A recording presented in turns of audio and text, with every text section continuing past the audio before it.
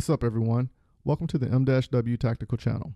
My name is Michael Woodland, and today we're going to discuss the Primary Arms ACSS Raptor Variable Optic.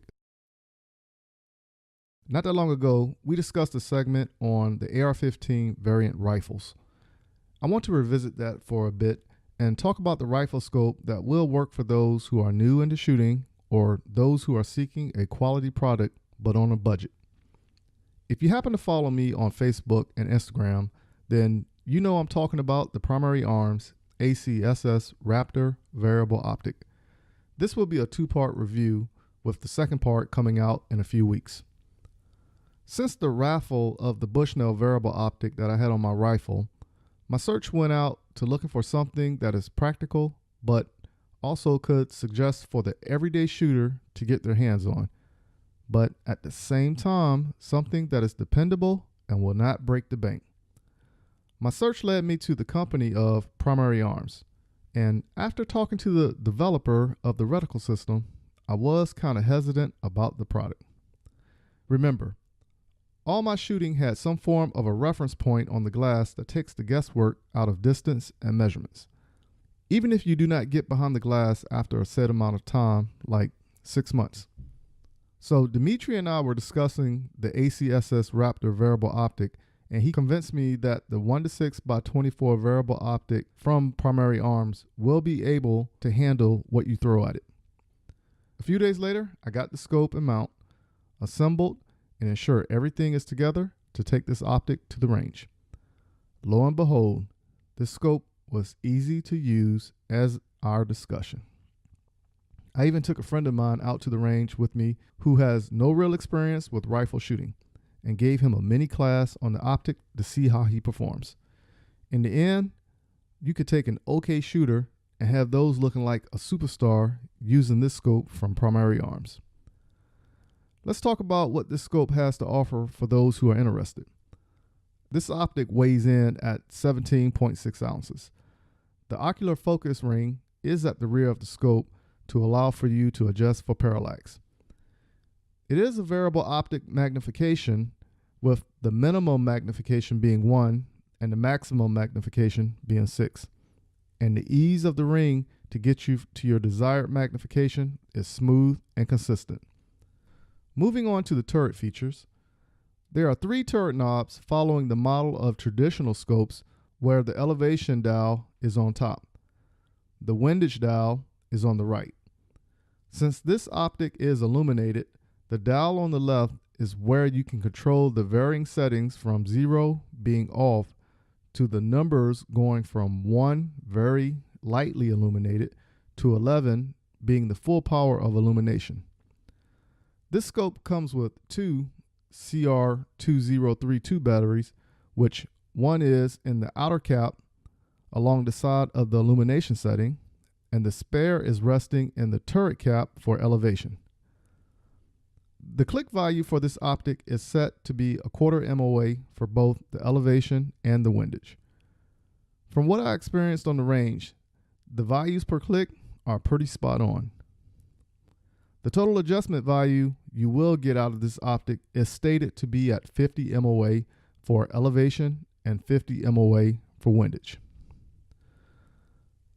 The tube diameter for this optic is at 30 millimeters, which is pretty standard for this type of optic, which houses the ACSS Raptor 5.56 first focal plane. The objective diameter is 24 millimeters, but this optic is not compatible for night vision, unlike its sister model, that being the Platinum model. Let's talk a little about this optic's reticle you will see. Remember, I stated that you can take an alright shooter and make them a superstar with this system. The triangle that is displayed serves 2 parts. The aiming point for 100 yards is the top tip of the triangle. Now, moving on to the aiming point for 200 yards is the tip of the inside of the triangle, or the bottom point under the top tip. Easy, right? Now it gets even easier. The top of the stadia line is where you will aim for distances of 300 yards. Each corresponding line you will see is the distance from 400 yards to 600 yards. If you are still with me and not overwhelmed, let's talk about ranging and shooting out to distance. When they did the setup and measurements for the scope, they used the numbers from military doctrine to assist for the formula. Basically, what I'm saying is this. Your average height male is about 5 feet 6 inches. The average distance from shoulder to shoulder is 18 inches. If a human target is at the measurement we talked about, you will then put the triangle on the shoulders of the target, and it is measured that the target is at 300 yards away. How easy is that? It gets even easier. If you take the horizontal line at the 400 yard measurement and line it up to the same human target that we were just previously discussing, and the bar fits snug between the shoulders, now you know that your distance is at 400 yards. The same process will take place for 500 yards and 600 yards. The big horseshoe is a tool in the reticle that can work on moving targets. We already know the average human can run about 8 miles per hour with a firearm in their hand. When your distance is from 100 to 300 yards from the target, you focus on a stationary point, and when the human target touches your horse ring, you will pull the trigger and the bullet will meet your target. But wait, there's more. If you turn down to the 1 power magnification, you have it illuminated, you have just essentially made your optic into a red dot, a tool for quick transition for closer target accusations. There is so much more you can do with this scope, but we're going to have to cover that in the follow-up segment. This first focal plane scope brings a lot to the table for those who are just looking to shoot for the weekend to those who are very serious with the various competitions shooting has across the board. This is something to blow your mind if you never heard of the company Primary Arms. This optic comes in at $399. A well put together scope that is comparable to the higher end scopes that are costing 3 times that amount. The scope that I am shooting is the first focal plane, but if you desire a second focal plane scope, you can get that as well. The optic I was shooting is measured for rounds in caliber 5.56, 223, 5.45 by 39, and the 308. If this is not a way to introduce more people to mid-range action with an AR-15, I do not know what to tell you.